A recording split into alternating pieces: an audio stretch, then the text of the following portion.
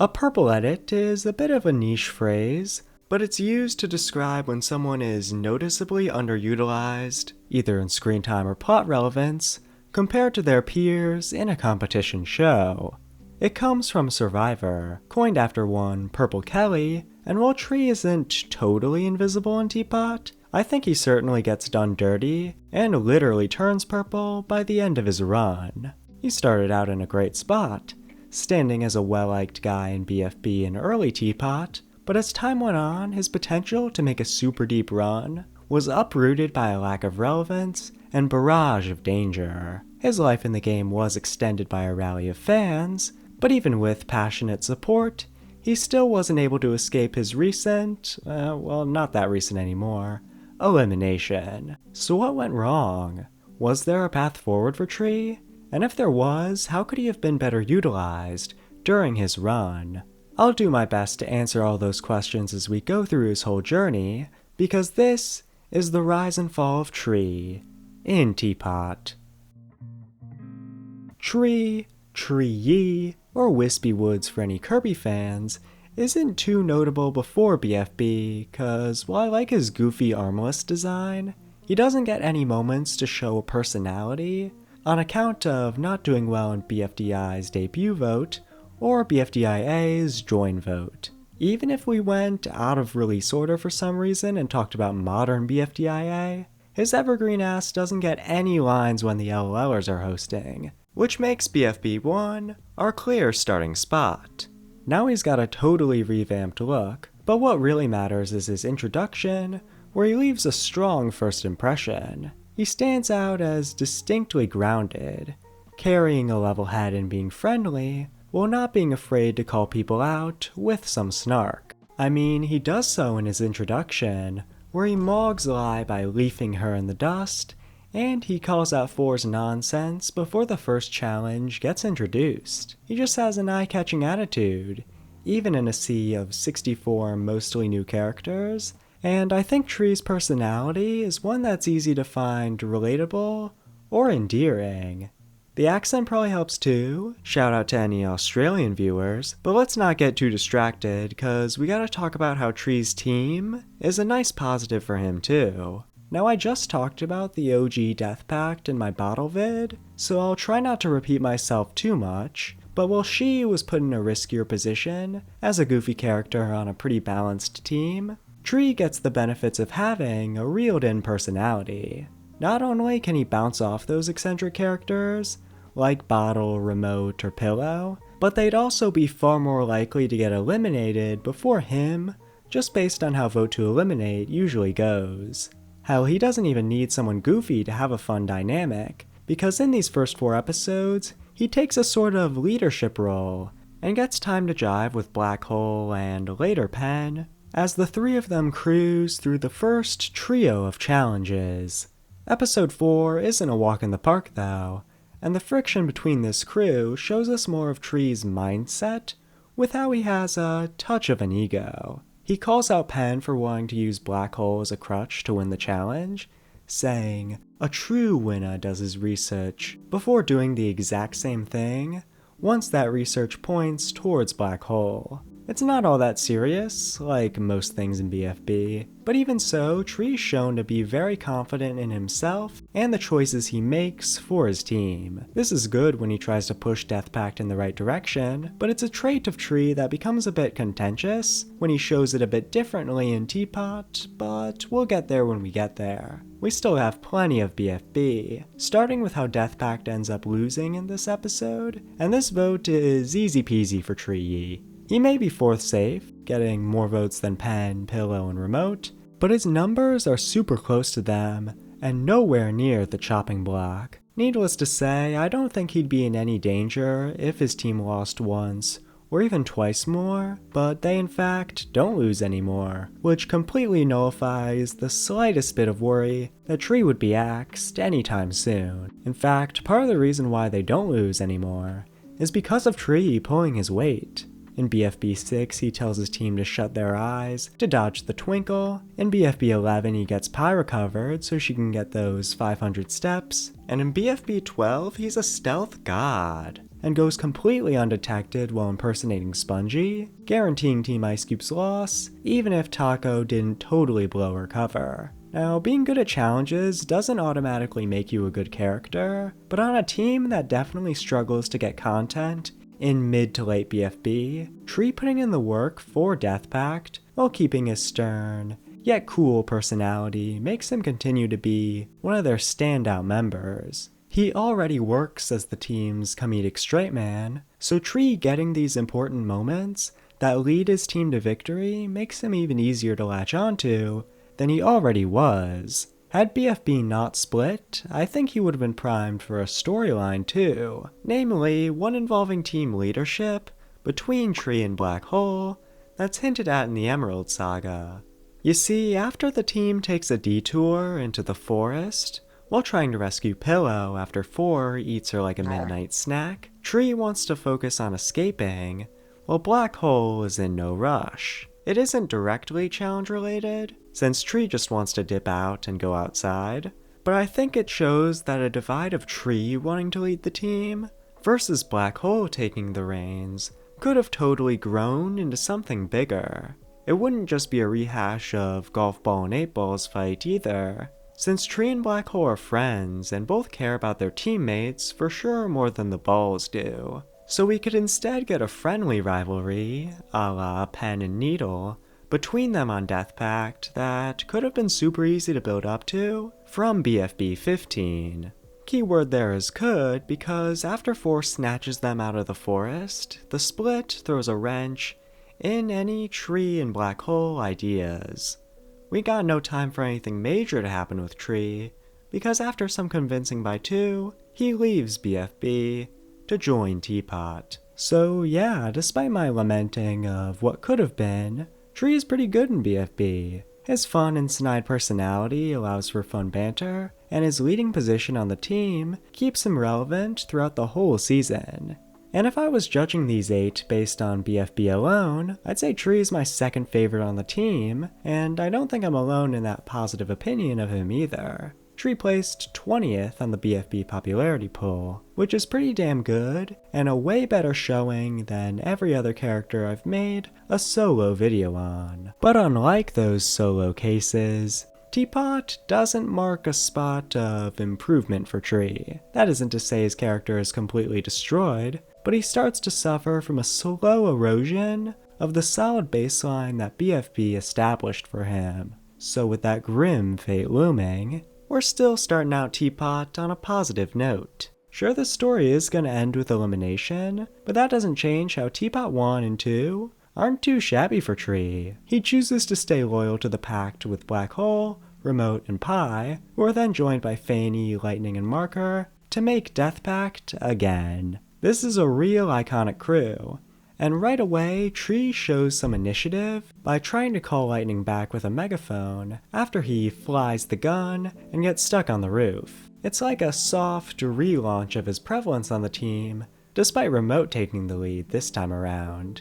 And in the first episode with so many other characters, that's really all you need. I mean, maybe a little more content would have been nice, since thanks to some Butterfingers, Death Pact again loses, and Tree has to deal with his second elimination. Now remember, he was chillin' in Vote to Eliminate, but that was almost 3 years ago, and now it's Vote to Save, which could worsen his optics. But thanks to the unpopular pie-shaped elephant in the room, I wasn't worried about his survival at all. He ends up in the direct middle of the pact, under Black Hole, Remote, and Lightning, but over Fanny, Marker, and the now eliminated Pi. This vote shows that Tree had legs to stand on no matter the format, and he continues to be in a good spot thanks to TPOT 2 being a really good episode for Tree.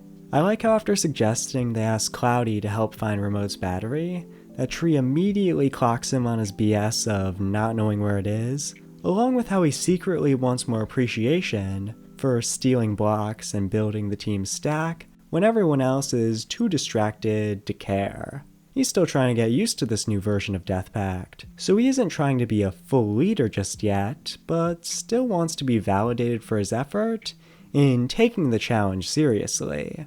That want for appreciation Could also be why he limits his snark by being nice to Remote after her blunder last time, and bottles up his annoyance when his team ditches him to build their block tower alone. His efforts may not mean much thanks to Belle, but TPOT 2 still does a great job at showing how Tree is a layered character, with how he thinks about his role in the game and on his team.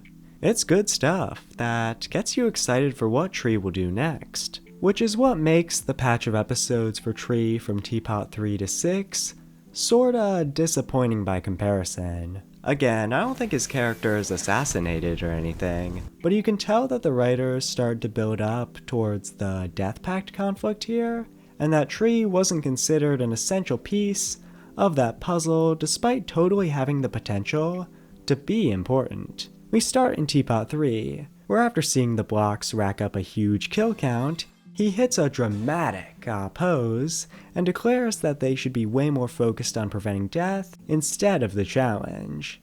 Now Tree is all about life, so this isn't totally out of nowhere, but it does feel like a very different take on his character compared to TPOT 2, which is probably because of the writer's change, but we don't need to get all meta. What matters is that Tree doesn't get much interesting stuff to do in TPOT 3, outside of declaring they should prevent death and snooping on Are You OK? And in pursuit of that death prevention goal, he personally kills the Fanny plant in TPOT 4 to keep Ice Cube alive while costing them the win. Now Tree was in the middle last time, and did have a great outing with TPOT 2, but he was also the reason why they lost, which isn't a good label, especially when he's gotta paint those leaves camo, cause we got a vote war on our hands. With Pi gone, everyone left on Death Pact again is pretty popular, and in an era where voting could be tracked, this marks the first spot of Tree being in some trouble. You might not think so given how he's third safe, but Tree only got 75 more votes than Remote, which is an early indicator that, on vibes alone, Tree could be in some trouble later down the line, and I mean way later down the line. Because after being fine in TPOT 5 while boogieing underwater with Marker and Fanny, TPOT 6 gives Tree something new and shockingly helpful in voting with his treehouse. All it does for his character is make him act like he had a few too many brewskis when people are inside, but in the episode it's a fun set piece for just not at the start, and for Are You OK during the challenge that does involve Tree. What makes it so notable though is that DPA loses again, and having this kinda cool treehouse would be a surefire boost to Tree's votes that he might have needed after the war he was in last time. And legit, I cannot understate how much this damn treehouse helped Tree because he straight up doubled the amount of votes he got last time, and he's first safe with triple the amount of votes that Lightning got. That is a crazy boost in votes. Surely there was something planned for Tree if he was basically given a get out of jail free card through this vote, and yet there isn't. This makes TPOT 7 a strange episode to look at, because it is both the peak of Tree in terms of how safe he was, but it's also where his underutilization becomes harder to ignore or pass off as a cast size issue due to the major conflict that starts on Death Pact again. So with that, let's go over the game board of said conflict. On one side we have Fanny, who thinks that preventing death is dumb, and the reason they keep losing challenges, so they should stop. On the other side we have Black Hole, who's linked the pact with his fear of causing widespread death and destruction, thus wanting to keep preventing death. This leaves Marker and Tree, but before talking about our greeny guy, let's look at Marker's role in all this. He's on Black Hole's side in wanting to keep preventing death, but he also just hates conflict. This puts him closer to the middle, because while he wants to trust Black Hole, he will also be happy as long as him and Fanny stop fighting, which could also be achieved by Fanny getting her way. IDK, maybe the Marker fan in me is just way overanalyzing his importance, but either way, Marker is a joke character, so having any kind of layers or intrigue to where he stands in this battle is already great to see. Tree though, he isn't given much, and as a non-joke character, his role is a lot more disappointing. In TPOT 7, he's simply in support of Black Hole and the Pact. He wants to keep preventing death, but he can't prevent his own death once Fanny and Pillow jump his ass, and Black Hole sucks him up while trying to save him. Now this loyalty Tree has to the pact is understandable given his pride, and hints of ego towards death prevention, but things start to get real underwhelming in TPOT 8. He gets replanted by Teardrop and now has to change his name to A-Tree with how he's stuck in the canal. He can't do much in the challenge, but in the post-credit scene, Tree tells Black Hole to kill or chop him down so he could come back normally, and Black Hole refuses to grant his request. He only sighs, resigned to his fate of being stuck, and in TPOT 9, the team spends the whole episode protecting him from the zombies as he stays stuck. So what's the disappointment? Well, it's that despite getting stuck in the canal, he still doesn't have a unique point of view in the Death Pact conflict. He's more of a prop by TPOT 10, where Fanny argues how wrong it is that Tree's been stranded for months. Yet outside of that post-credit scene, Tree himself doesn't have his own personal input. What I'd suggest to spice things up comes in TPOT 9, where how about Tree takes Fanny's side in arguing against the pact, now that he's stuck and she can't fight back due to having no mouth. While everyone is still trying to protect him, Tree could be more irritable and upset with Black Hole, and even mark her at how rigid they are in refusing to free him. Black Hole could then argue back, or deflect in saying that now's not the time to fight with the whole zombie apocalypse they're dealing with, yet that wouldn't change Tree's miffed attitude and newfound doubt of the pact even after they win. Suddenly, Tree's role in the conflict becomes really interesting, and in line with his character, as someone who starts out on Black Hole's side, before realizing that Fanny could have a point. It'd also make him and Fanny running away from Black Hole in his TPOT 10 nightmare more impactful, since they'd be on the same side of this internal conflict. Plus, he'd no longer be a prop in Fanny's final plea to Black Hole, since he'd be way more proactive in saying how he wants to be freed. With just one small tweak, we get a chain reaction that could have made Tree really compelling during these episodes, but unfortunately, his role ends up as very flat. He's not bad in this quartet of episodes, but he is frustrating to think about because you don't need to put in a ton of work for Tree to become engaging here, and yet that work isn't put in, which is a trend that will only continue into the team swap. Speaking of, it's team swap time. Not much really changes with Death Pact yet again, since it's just the core 4 from Death Pact again, plus Pin, Gady, and Robot Flower, but Tree himself is finally back on 2 legs after Fanny and Black Hole reach a compromise. We then get some hints at a connection between Tree and Pin, after she agrees that Death Pact could use a leadership change, which will matter for Tree in 4 episodes, despite barely being brought up. Outside of that plot thread though, we also see that spark of snark and wanting to win challenges return to Tree in shoving Bottle and Eraser into a pit, before Needle glues him to TV and he spends the rest of the challenge stuck in an okay outing. Little did we know that this episode would basically be a cliff for Tree, because it marks the last point of him being out of the danger zone as we head into TPOT 13. There really isn't much to say about Tree in this episode, as once Robot Flower goes rogue, he joins the whole team in scrapping up with her. He then gets highlighted in a 1v1, but gets defeated by her OP speed and zoning, girl needs a nerf for real, before getting recovered and being in the background for the rest of the episode. All that really matters is that DPYA loses, but heading into this elimination, there wasn't much worry about Tree's safety. Yeah, TPOT 7 was a while ago, but he was first safe. Plus, Gady was super snubbed here, and was who most people expected to get eliminated, with Tree being totally fine. And come the elimination ceremony, that was looking to be the case with Black Hole, Fanny, Marker, Pin, and Robot Flower all being safe, leaving...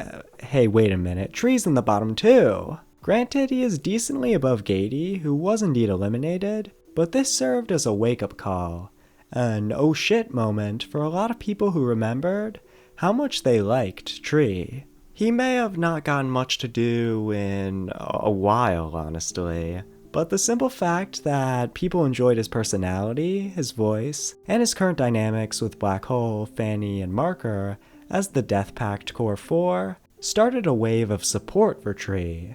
It was at the perfect time too, because Death Pact yet again loses for a second time at a pretty unlucky point for Tree. Unlike a joke character like Bottle, who works perfectly in a challenge-based episode like TPOT 14 or 15, Tree is outside of his element. He doesn't get much solo content this time around because of how action-oriented the flag challenge is.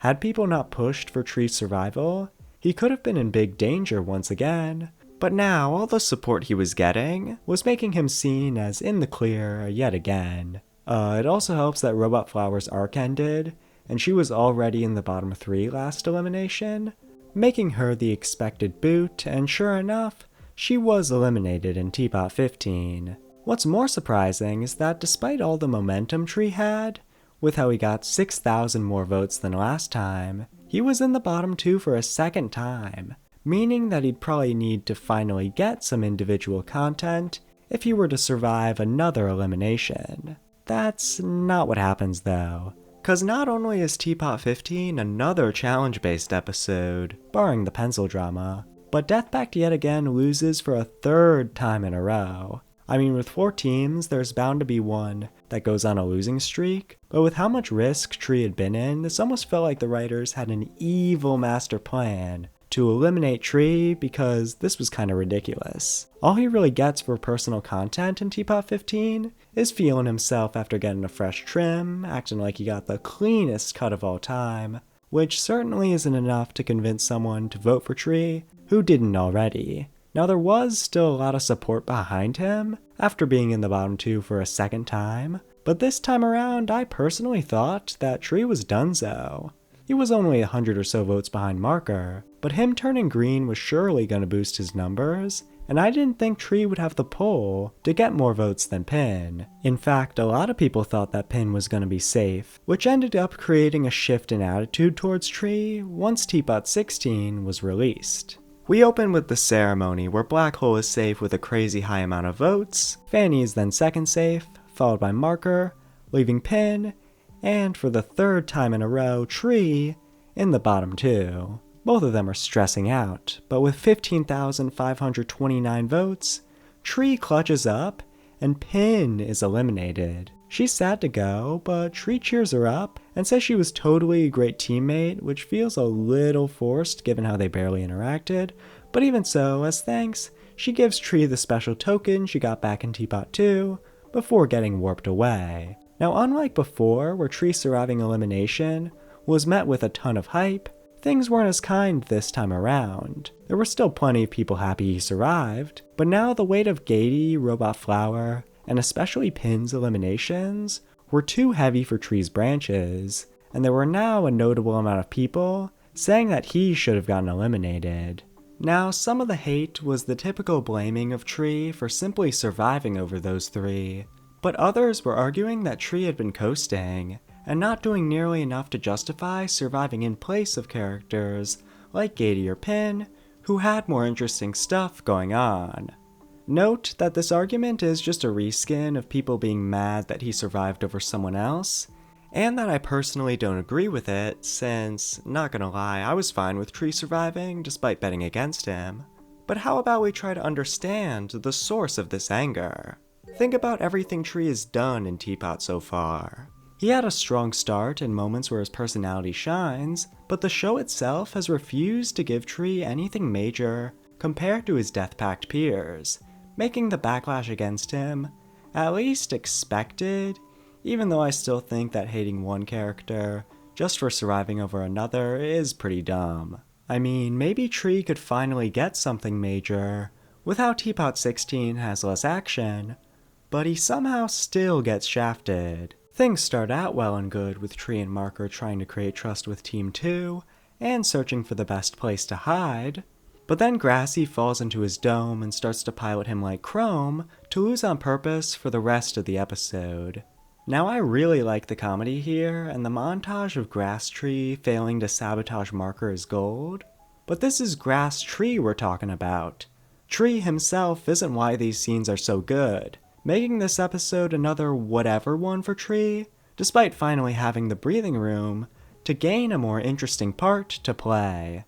This only made that group of Tree haters even more upset that he was still around, because if not now, then when was Tree gonna get something cool to do outside of having good vibes?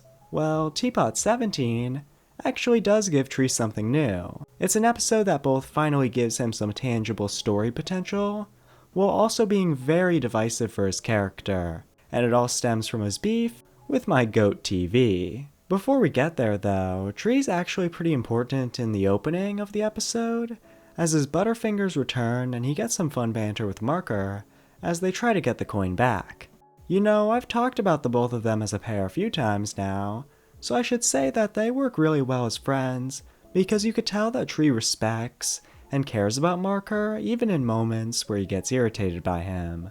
In fact, Tree and Fanny, along with Tree and Black Hole, also work well together, which is a big reason why I wish he got more to do. This'll be a strange comparison, but he reminds me of Jamie, where he's able to bounce off a lot of different personalities in the same way she does in BFDIE. Yet, before this episode, he rarely got the chance to branch out beyond that core four. In this episode though, he's in the haunted house with Donut, Grassy, and TV, but after a spider starts chasing them and Donut is flung away, Tree and Grassy are huddled in an elevator, with TV about to join them, but then we get a move by Tree that I am super conflicted on.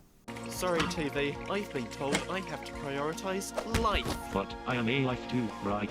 No, TV! Grassy, help. Grassy, no! Now don't worry, it'd be easy for me to pull out the Teapot crash out background and hate on Tree for doing this as a massive TV fan, but I'm taking my bias out of the equation. So starting with the good, this is a big moment for Tree, and it starts a feud between him and TV, where TV controls the giant spider and pursues him to get revenge. Tree's never had a big solo fight like this before, and it makes for a great action set piece that directly involves Tree with no strings attached, minus Grassy taking over Tree for like 2 seconds before TV murders his ass. So yeah, there are some good things that this scene brings, but the problem is that it also feels very out of character for Tree, given how he's interacted with mechanical minds in the past. Like, he was unsure about Robot Flower, but that was more because she was in her unhinged era. He was never concerned about Remote, a mechanical mind on 2 different versions of Death Pact, who Tree was definitely friends with, and never treated differently with this whole robophobic natural lives are more valuable than mechanical lives mindset. It just doesn't make sense, especially with how Tree literally pushes TV to the ground, making him the clear bad guy of this situation. Now, if I were trying to make this conflict more balanced, I'd have TV distracting the spider and saying something like, "Wait for me," or "I'll be right there." But Tree thinks he's a goner and chooses to abandon him by using the elevator with Grassy.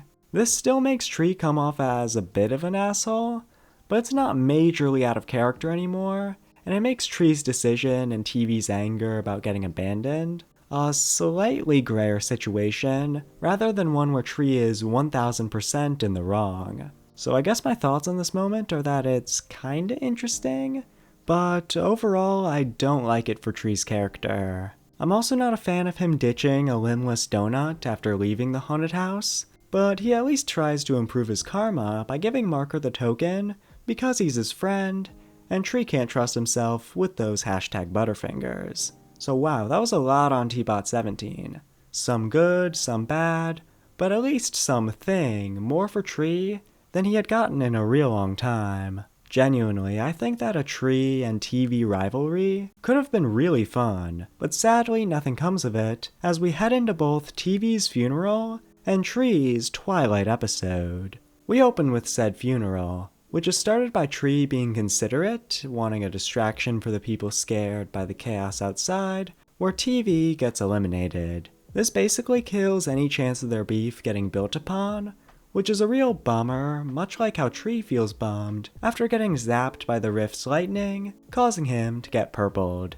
Like I said at the start, it's a change I see as ironic, but beyond that, I do like this scene with how Tree goes outside to check on Black Hole, and how he calls himself hideous even though Marker is right next to him. Outside of the beginning of the episode though, Tree, once again, doesn't get much to do. He complains about the kitchen being a mess, accidentally turns Golf Ball into goop, and gets run the hell over by Bottle and the Force, with no one around to pick up his reboot card. He only gets 10th place in the Battle Royale, which isn't earning him much EXP, and his team losing and being up for elimination is doubly bad, given who he'd be up against. Now this vote was actually a bit split on who people thought would be eliminated, since Fanny and Marker didn't do much this time around either, but even so, I thought Tree's fate was sealed as soon as they lost. He was never able to get more votes than Fanny or Marker during that period, where he had a ton of support behind him, and while changing color was a big help for Marker in TPOT 15, it wasn't as cool the second time around, which, combined with how Tree had much less momentum behind him this time around, led me to believe that he would get eliminated. And sure enough, when the results were revealed, Tree was out with about 5,000 less votes than Marker. I mean, this was the outcome I expected, but after being at risk 3 times in a row, seeing him get axed gave me some pause. This was a character who had so much love behind him at one point, scraping by every vote in the team swap phase from passion alone. Yet despite all that grit, determination, and hope towards his success, Tree still wasn't able to escape his elimination. Damn, why'd I write that part to be so somber? This is Battle for Dream Island we're talking about, not my fish just died. Point is, we've gotten to the end of Tree's journey, so let's talk about his overall character and where it could have been improved. Despite all the issues I've talked about with Tree and Teapot, to me, he's still a very easy character to be charmed by. There's a reason why he gained so much support so quickly when people saw he was in danger. Because when given screen time, his sarcasm, logical thinking, and genuine care for his teammates is just fun to watch. Plus, his vibes are good, as shown by a poll I did, where nearly 50% of people like Tree, and I think that number could have poured into the amazing category had he not suffered from a lack of stuff to do. That's my biggest problem with Tree, since beyond his cool factor, he doesn't have a unique gimmick to stand out while in the background, and compared to the rest of the Death Pact Core 4, or other reeled-in characters still competing like Pen, Donut, or Winner, Teapot consistently threw Tree to the wolves by not giving him good content. This leaves him as just an okay character in my book, when I know he totally had the potential to be much more interesting. I already talked about how he could be better in the Death Pact Again conflict, but even on DPYA, there are still some avenues for Tree that I think could have been explored. Pin's an easy one since they're on the same team, and she talks to Tree about wanting to become their new leader in Teapot 12, which doesn't really go anywhere. All you gotta do is sprinkle in some small moments of Pin attempting to lead in those challenge-based episodes, with Tree trying his best to support her, even when her stubbornness can occasionally make things difficult. They could have some fun back and forth, similar to what Pin had with Coiny between BFDIA 14 to 17, and Pin giving Tree the token in Teapot 16 would have felt a lot less forced if they had a stronger bond before that point. Another way would definitely be harder to expand on, but it's wild that a connection between Tree and Lai wasn't explored at all. Her whole thing is about being upset at the OG Death Pactors, and while she gets a lot with Pen, Black Hole, and even time with Bottle, she never gets anything with Tree, which is so strange. Again, it'd be a lot harder to implement without making big changes to the season, but I can at least see them having the chance to talk about the BFB days in a place like Teapot 16 or 19, which could have been great for both of them. It'd be cool to see them interact with how Tree low-key didn't get along with Lai in BFB, and by adding another anchor to Lai's storyline about her and Death Pact, it could have felt a lot more focused. Since, as I said in my Teapot 21 vid, Lai's role in the show has kind of felt all over the place, and Tree could have made it more consistent. Both these links would have been a big help to Tree's not having much to do issue, because the only real attempt made by the show was his beef with TV that not only gets dropped with TV's elimination, and is already a dubious moment for his character, but it also comes way too late, and even if it somehow got expanded on in TPOT 19, I still doubt it would have been enough for Tree to beat anyone else in the core 4. Really, Tree feels like a case study of a character who was expected to be eliminated, with how Death Pact yet again lost 3 times in a row, and he wasn't given any plans because of that. It's a tricky part of viewer voting, and it makes Tree's journey both inspiring to see him escape danger so often, and tragic because he was never given a shot at achieving the greatness that so many people thought he could have. Him getting a shot to do something big, much like Fanny got, could have made him a character I really like, whereas he currently sits as someone I don't feel too strongly about.